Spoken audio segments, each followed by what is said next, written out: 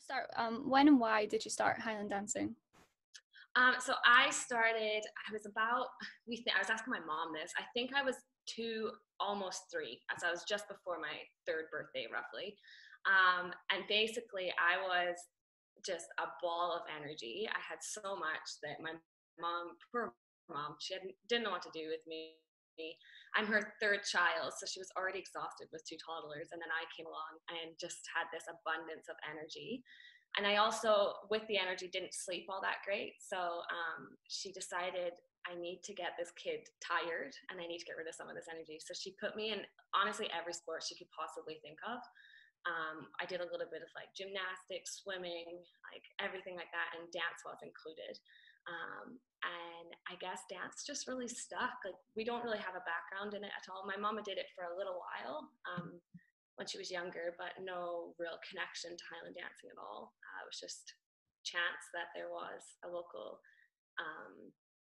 class along the road, and yeah, I guess I never really looked back. And it was one of those things that when it collided with, like, say, swimming lessons or stuff like that, I always picked dance, and I always ended up coming back to dance. So yeah, that's kind of how I got started, and I guess I'm away to turn 27, so gosh, like 24, 25 years. And I'm still doing it. I don't know how early you started competing, but what was your first competitive memory? So we think I was about 4 that I started, just like typical at the beginning. But my first memory, and I don't think this was my first competition or anything like that, but I recall being at a local competition in Keith. And those of the people who are from this area will know, like, the staircase up to that hall and everything like that. So I remember being there, and I was doing, I think it was Paddy Baz, and I went the wrong way. So I went this way first, and I did the whole thing going the wrong way. Like, I kept going towards this person, then towards that person and whatnot. And I remember realizing I was wrong, and I cried, if I remember right. And I'm not really a crier, but I was a little embarrassed. But that would be probably one of my very first memories of competing. Right now, you've been an inspiration to so many dancers across the world. And as a younger dancer, who was that person for you? When I was really young, it was Joanna Buchan. I was mesmerized by her. She flew when she danced. She had so much elevation, and her feet were so pointy, and she had that beautiful smile, and she competed and stuff like that. And I wanted to be Joanna Buchan. But then as I grew up and saw more of the Highland world, even from the young age of like 9, 10, I started to look up towards like the Colleen Rintanakis of the world. And I'm so fortunate that I got to see her compete. I believe her last year of competing was when I was about 12, going by what Morgan said as well, because Morgan and I are the same age. So I believe that was her last year of competition. And yeah, just so fortunate that I got to see her compete live. But she was a huge inspiration. And then as I have grown up and become an adult, like, truthfully, my competitors inspire me so much. I admire them. I watched my competitors in competition and stuff like that, and it's really inspirational for me, and it keeps me going. So again, as a younger dancer, I wondered, what were your aspirations, and did you think that you were going to go on to have the success that you have had, and hopefully you're going to continue having? Yeah. When I was really young, I don't think I had very many like goals per se. I love to dance and I love to compete, and that was kind of what kept me coming back over and over and over again, and trying to just get better at what I was kind of doing. But I recall when I qualified for the first time. So I went to Cowell when I was 9 all the way through. And I remember at 12 years old qualifying and knowing that was quite a big deal, but probably not having a clue what was going on at the same time. And being a little starstruck by the whole thing. Like, I recall walking out onto the stage, and it was the first time I was on like the main stage, and just being like, whoa, this is big, and being a little terrified. But that was the year that Morgan won her first world title. Yeah. And it was probably then that I was like, gosh, like, this is the real thing. Like, this is pretty cool. And one day I would love to be a world champion. And that's kind of where that probably began. And then kind of to come full circle, which is really cool, Morgan presented me with the world trophy the year I won. And it was 12 years after she had won her first title. So it was really cool, like, to have that circle kind of come all the way around. But yeah, I think at the age of 12 was when I really decided, like, I want to try and be the best I can be, whether that is all the way to the top of the line or not. I didn't really know at that point, and without doubt during that time, that 12 years, it was not just a plain sail. There was bumps along the way, but yeah, that would be kind of where it all began. And I definitely did not think really at that time I would achieve what I have gone on to achieve, and for the length of time that I've achieved it as well. I'm very lucky in that respect. So you've been dancing for 25 years, and I just wanted to know, have you developed any like rituals or superstitions over these years? So I definitely had many throughout the years, like silly things, like I ate banana on toast because I thought it would make me dance better, I guess. And just little, like, I wore the same like dance underwear and the same like sports bra, and just like truthfully silly little things like that. I drank from the same water bottle. I think rituals and superstitions are good if they help for your mentality of a competition, 100%. And if they keep you calm, then that's perfect. But I actually ditched on almost all of them in the year of 2010. And this isn't meant to be a sad story by any means, but unfortunately my grandma died the morning of the world finals, and I distinctly remember just being like, superstitions did not help me at all. So I got rid of almost all of them that year, and don't really have any to date anymore. And that's what works for me. It's definitely, if you have them, that's totally fine. But I have little things that keep me calm. Like you probably notice this now that after I've said it, but I take a huge deep breath as I walk on the stage. I can usually lift my shoulders and take a big deep breath. But that's more to keep me calm and to like chill me out right before I go on and compete. And I like just little things, like I always have a Lucozade in a water bottle, but I wouldn't necessarily say it's a must. It's just what I like, if that makes sense. But no, I ditched absolutely all of them that year. I'm sad to hear that. I didn't know that. Yeah, it was a bit of a rough day, but you know what? Life is life, and it taught me a lot. And of course, it was sad, but it's just the way things go. Going back to the World Championships, I just wanted to know, so winning the adult world title, like, how was that day? Can you talk us through it? So, you know, when you had sent me the questions, I was trying to come up with all these answers, of course, and I ended up phoning Kelty and Ashley because I was like, it's not that I don't remember the day, of course I do, but a lot of it is a little blurred, and then there's other parts that are so clear and precise that I will never forget.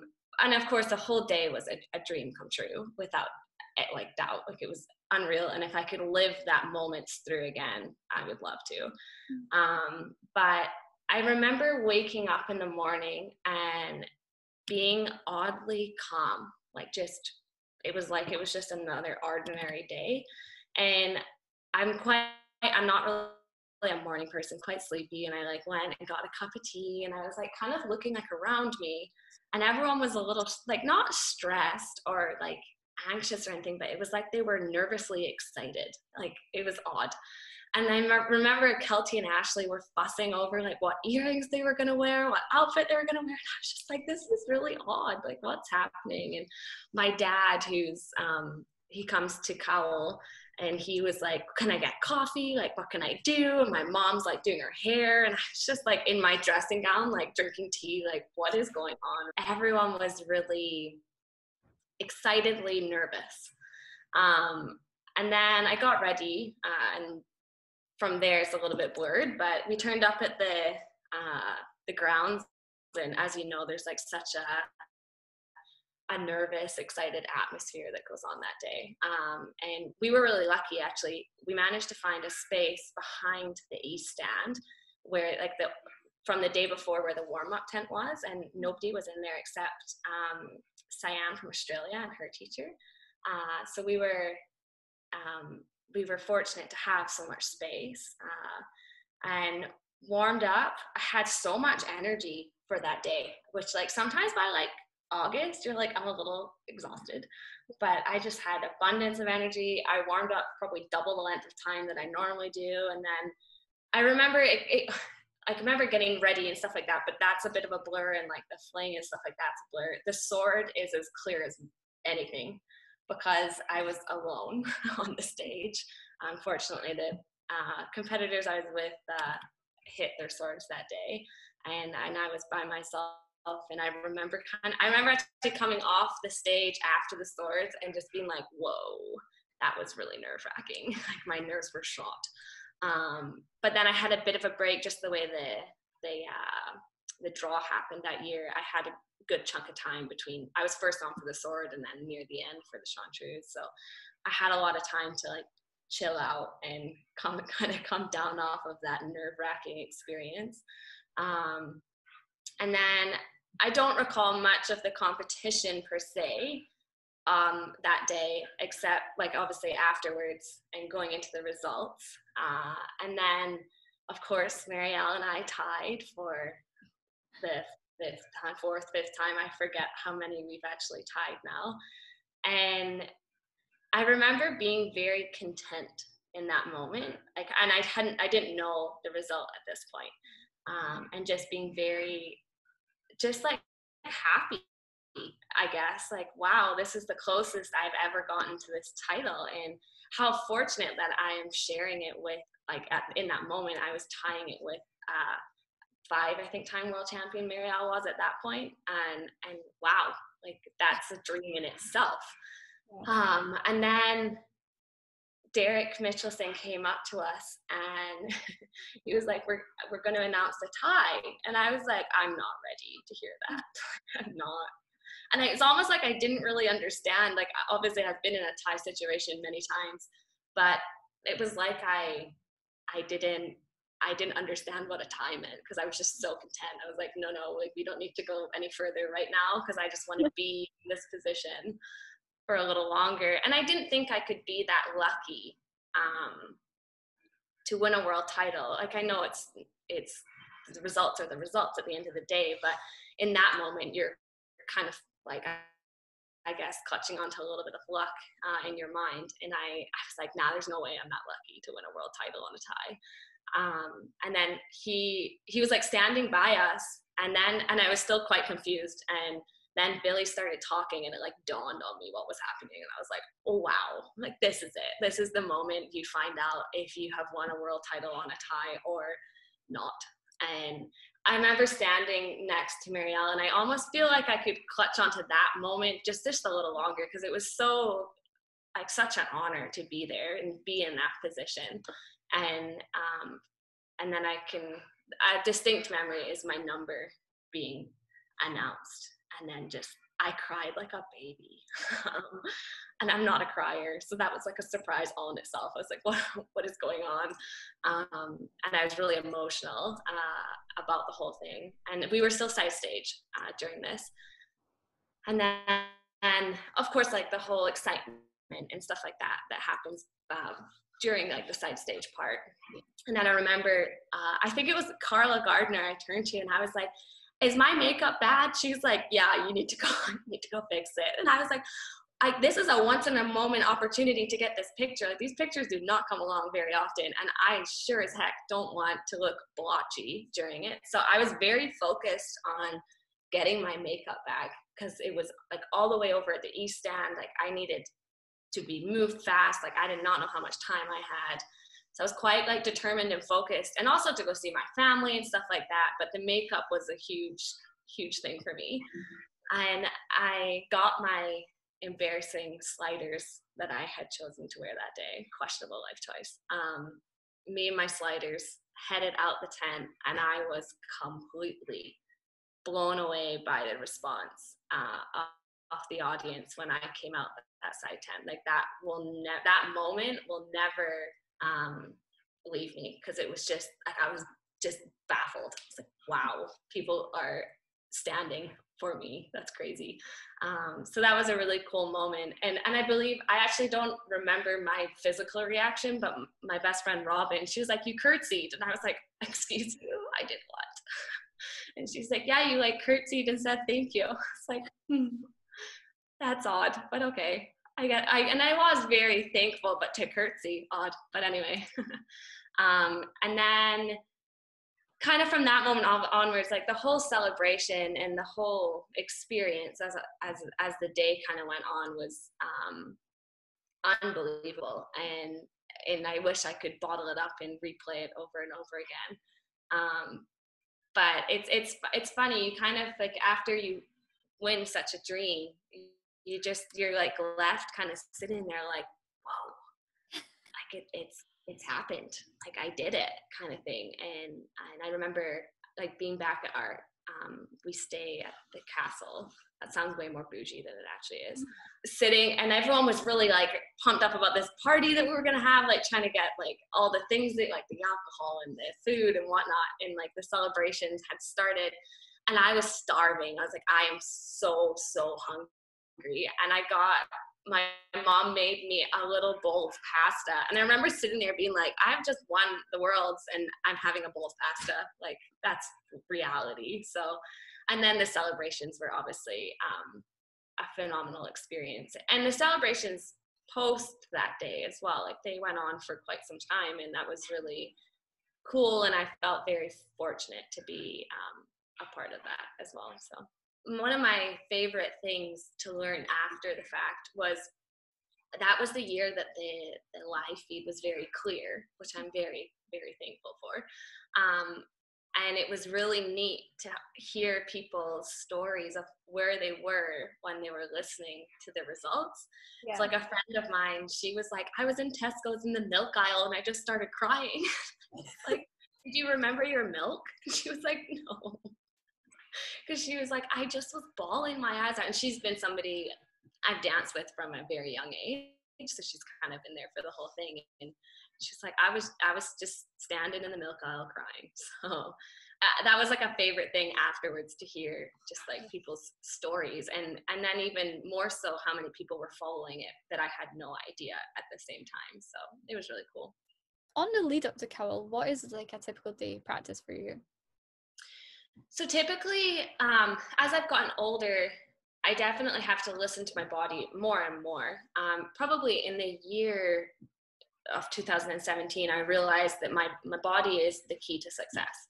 And to be successful, you have to treat your body with the utmost respect and do what you can to ensure that it is in the most optimal position going into competition. So my the month of August, for example, is very much dictated to how I physically feel and emotionally and mentally and all that kind of stuff as well. But structurally, I try to give myself a day off before and after competition, just to relax and kind of come down off of those days, and also prepare for the days before. And then I train the 5 days or 4 days, however it works out, if there's more than one championship, the 4 days leading in between. And typically it kind of changes year to year, but this past year, for example, I was doing probably like two dances a day. And then I like to do, I don't know if this is odd or not, but I like to do the dance, and then I like to do the second half of the dance through. So and I don't give myself much of a break, like just a couple minutes, catch my breath, and then do the second half again.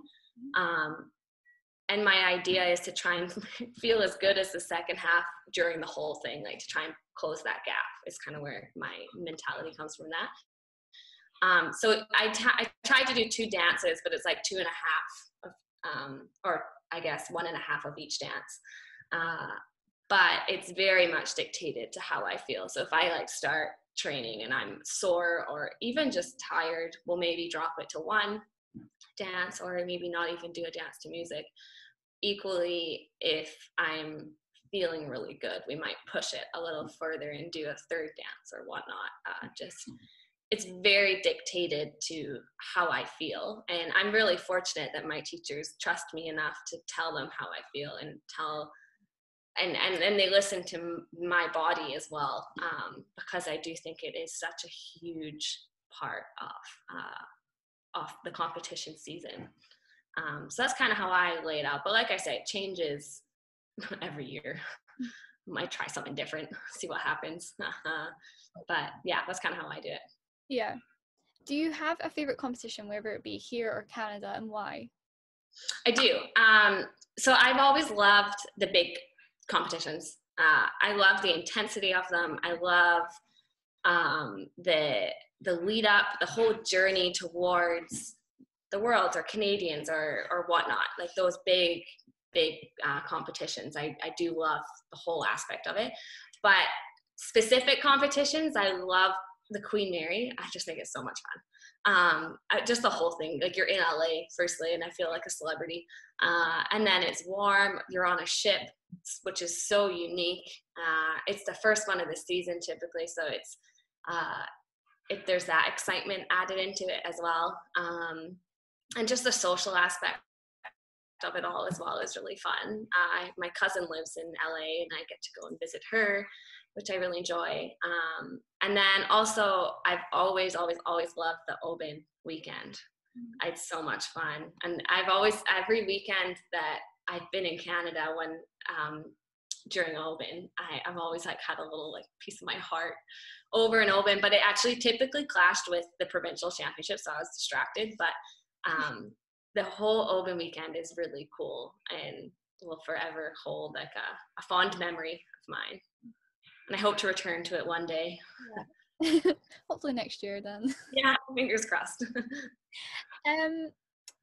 So you lived in Canada for quite a while, and how did moving out there impact your dancing? You know, I was thinking about this a lot, and when you had sent the questions over, and truthfully, like Canada impacted me as a whole person in a huge way, and not just in dance, but that does include dance because I was there 7 years, so that's like a long period of time. But when I was thinking about the question, I was like, what did it impact the most in dance? And when just to give a bit of background story, I left school, like I finished school in 2011, and I was supposed to go to Canada that year in the November to be a ski instructor. For those people who don't know, I'm a huge skier as well as dancer. So I was excited off to go to Canada, but my plans were changed due to a health reason. So I had to cancel my entire trip and kind of sit tight for a whole year. And I postponed it for a whole year. So I was able to go in the 2012. And during that year, like I think any person, when they leave school,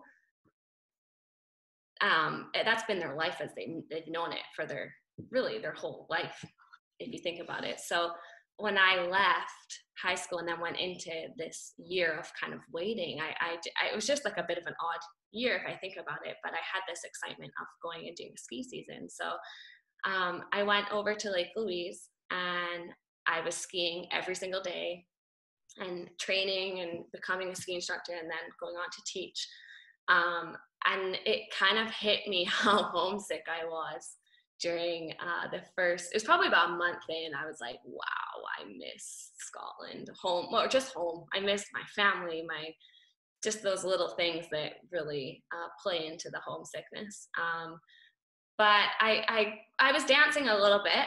It was tough with skiing on top of that. I was fairly exhausted. But I was still dancing. It just wasn't my main focus by any means. And it was December anyways. But as the weeks kind of went by, I was like, gosh, like the homesickness was really, really bad. And I decided that something that I have from home that I can do here is compete. And that is something I was very much used to. So I entered for the championship in, I believe it was the Alberta Open, which is in February in Alberta. I entered for it, and I remember being really clueless on how to enter a championship. I had to get a money order, and I still don't really know what that is. Like, I know what it is, but I still don't really understand them at all. I had to go to like the post office, and it was all a very new experience. And anyway, I practiced. I was very unprepared for the championship, but I went anyways. And in that moment of being there, I realized I'd let a huge part of my life kind of slip away a little bit naturally with having moved to another country and started something very different that didn't facilitate dance the way it used to. So I realized then that I'd let a piece of my, like, for want of a better word, piece of my heart go, and therefore my passion for what I really loved came back. And it came back with such like a force. Like, I was determined, I was excited. I had this fire in my belly that I wanted to dance, and I wanted to enjoy it. Firstly, find the joy in it and love it as much as I formerly did. And it wasn't that I didn't love it, it's just that I drifted from it. And I was ready to give it my heart and soul. And that was probably the biggest thing amongst many other things. But thinking back of my life in Canada, that was huge. Like, I was, gosh, like, in that moment, that's when I realized how much I do really enjoy dancing and the journey that dance takes you on. So that was probably the biggest impact in like one short story that it did have on me. But like I said, my life in Canada impacted so much other aspects, and dance was included in that. And I grew as a person. I was 19 when I went over and 26 when I came back. So that's, like I said, a critical part of someone's life anyways for growth. So naturally, it did impact my life in a huge way, and including dance. That kind of takes me on to my next question about, is there any difference for yourself? I'm not saying this is for everyone, but for yourself, between competing in Scotland and competing in Canada? Yeah. Firstly, the size of the country. It's huge. I was looking, my mom and I were looking just at like statistics. It's like 100 times the size of Scotland. Yeah. Which is wild to think about. So when I first went over and going to that first championship, actually, I remember asking Kelty, I was like, so like, will like Marielle and whoever be there? And she kind of like, she was like, no. And I was surprised. I was like, what do you mean everyone doesn't come to this championship? And she was like, that's far too far for them to travel. And it wasn't, I think in that moment, I was like, wow, like this country is massive. And we, like here in Scotland, we go weekend to weekend, traveling all four corners of the country, and it's the same people that you typically, obviously within reason, but typically turn up to every championship. And that is just not the case over there. You start the season and you're really just competing against the people from your province, or even more so just from your city, and then you travel to the provincials and wherever they might be that year. Within the province, and you see a little bit more people, and then you go to Canadians, and the whole country is there, and it's just such a different like layout of a dance season. So that was like a really big thing that I had to get used to, and as a result, I had to think of my season in a different way. In Alberta, it kind of goes in peaks and flows. So provincials is a big deal, and people run at that, and then you kind of come down after provincials, and if you're fortunate enough to go to Canadians, you kind of gear up for that again, and then come off of Canadians, and then again, if you're fortunate enough to be going over to the Worlds or Scotland, like all the championships, you kind of lead up to that one again. So it's all a bit of a wave, and that was something I definitely welcomed when I first went over. I was getting older as a dancer, and my body needed the breaks a little bit more. And the season, just the way it's run in Alberta, definitely played into how my body reacted a little bit better. So therefore, I've actually kept, like, even though our season's gone, I have I was planning and will in the future years to keep that kind of peaks and flows throughout the season, because I do think that works very, very well for me. So that was probably one of the biggest things, that just the sheer size of the country, but also the little like more superficial things. Like I remember standing in line waiting to dance at a competition. It was probably one of the first ones, and I noticed that everyone did the other intro to me in the lilt. And like, it was very normal that they all did, that everybody did. So like normally I go step, curtsy, step, point, but everyone in Canada kind of, or not everybody, but the trend in Canada is step, curtsy, and then step on the spot and point. Yeah. So I noticed that, I remember standing there like kind of mindlessly and being like, I do that really different. Like, and it's not wrong, but it's different. And I didn't want to stand out in that way. So I remember I changed it on the spot. I was like, well, I'm going to switch that up, because I just didn't want to be any different. So there's a lot of like little superficial things like that I changed, and like even going like for results and stuff like that. Like it was just done a little bit differently. But I would say the biggest thing was just the size of the country. Have you incurred any setbacks or injuries throughout your dancing career? Yes.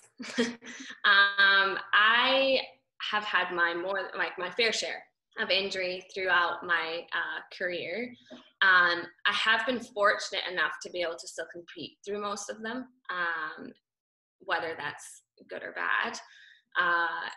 I've worked really hard. Like I said earlier, in 2017, it really dawned on me that my body is the key to success, and that treating my body with the utmost respect is going to put me in the best position to be successful. And that really changed my mindset on injury. And I used to, before, if I got injured, I was so disappointed in my body as a whole. But thinking about it, it's actually, I've let it down because I haven't treated it correctly, and allowed for rest and recovery or injury prevention and just stuff like that. So yeah, I've had many a setback, and I've learned a lot from it. And I've done, kind of as I've grown through the years, I've done all that I can to try and prevent it. But in Moncton last year, which some people know about, I experienced a back injury, and that was an eye-opening experience. I went from dancing on the stage to having the injury occur and then not being able to walk about 20 minutes, 30 minutes later. And that's scary. That's like, that take dancing away, that's a scary, scary moment. And I remember holding on to a little bit of hope that I would still manage to dance. Truthfully, I have no idea what I was thinking, but I guess in those moments, you really do clutch onto anything you can to make yourself feel better. But it taught me a lot about just myself as a whole, but just like about my body as well. And my body was telling me to stop, and I had to listen to it. I didn't really have an option in the end. There was absolutely no way I was going to be able to compete that day with the pain that I was in. And I learned a lot just to give myself a little bit of, I guess, freedom to feel the way I felt and to be disappointed and be sad and whatnot. But it did teach me a lot that my body is for the rest of my life and not just for dance. And after that injury, I had to take a chunk of time off to let it recover. But then I kind of set on a journey of trying to make it as strong as I could to try and not have it occur again. Since it was like, it's my back, like, gosh, it's not a foot, it's not far away like a foot injury, it's like close to home. So yeah, that was probably, thinking back, like I've had a couple many injuries that have stopped me from dancing, but I've had to make the decision prior to the competition even starting, where at Canadians, that was on the spot, like you're done and that's it. And that was quite a thing to deal with, I guess. It was good that you managed to get back from it so quickly and then be able to dance Worlds. Yeah, wild. Actually, that's probably my proudest thing that year. Like, of course, like the results and stuff like that. But I remember like getting warmed up on the day of the finals, and I was like, wow, isn't this a surprise? Like, we didn't anticipate going from not being able to walk, like stand, like lying on a hotel floor crying my heart out because I think I'm paralyzed, to dancing on a world stage. Like that's, yeah, it was a huge achievement all in itself. Coming away from competitions now, is there any standout experiences that you've got to be a part of due to Highland dancing? Yeah, so I have been a part of many things. Like thinking back, starting assembling late back in 2010, that was obviously a very cool experience. And then the Commonwealth Games opening ceremony was also up there in amazing things I've done. But just like the events with flings and things, and then of course the tattoo in Australia was a highlight without doubt. It was a very, as you know, it was a very unique thing, and it was really cool. But not only that, just being a part of just the extra stuff that does go on with dance. Like in 2018, when Canadians were in Calgary, I was fortunately asked to do a lot of the promo stuff, and that was really cool. Like I got to go onto different like news settings and stuff like that, and speak about the event, and the radio. I was on the radio at one point, which was really cool. And then also being a part of the dance to reveal the Calgary tartan was really a lot of fun. So just all the little things that we get to do with dance, and not only the events and the stadiums and the big TV things and stuff like that. I think also a huge highlight non-competitively is just the travel that goes alongside with dance.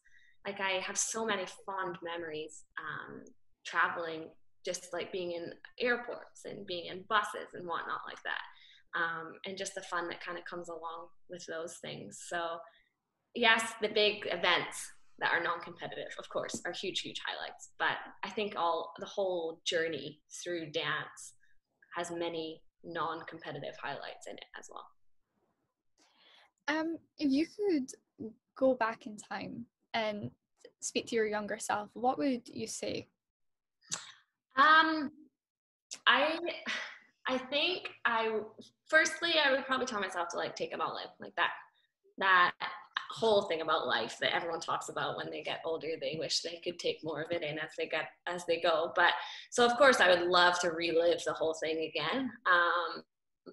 But I would honestly tell myself to but to not fuss over trying to do what others did, if that makes sense. Like I know we are inspired by many people throughout our careers, and we try and adopt what they do because it inspires us, and that's fine. But one thing I learned was that I had to do it my own way, whether that was like things were influenced by other people, of course, but that it was okay to do it different, and it was okay to do things that worked for me that maybe didn't work for the next person or whatnot. So I'd probably tell myself to focus a little bit more on that. But as a whole, I think my journey has taught me so much. I don't know if I would change anything per se. But enjoy the ride a little bit more and stop fussing is probably what. Chill out a little bit. Finally, just to finish up, I just wanted to know, is there anything you're doing during lockdown to keep yourself as fit as you can for when we may come back to competitions? Yeah, so I had been on that ACA summit recently in Australia. I talked about, I took a break, firstly. I took a 4-week hiatus, but then in that 4 weeks, I kind of replanned and thought about what I'm going to do, because I think if we just run it the season like normal without the competition, that's tough, firstly, very hard. So what I've kind of started doing is I love going out on my road bike. I'm a road cyclist.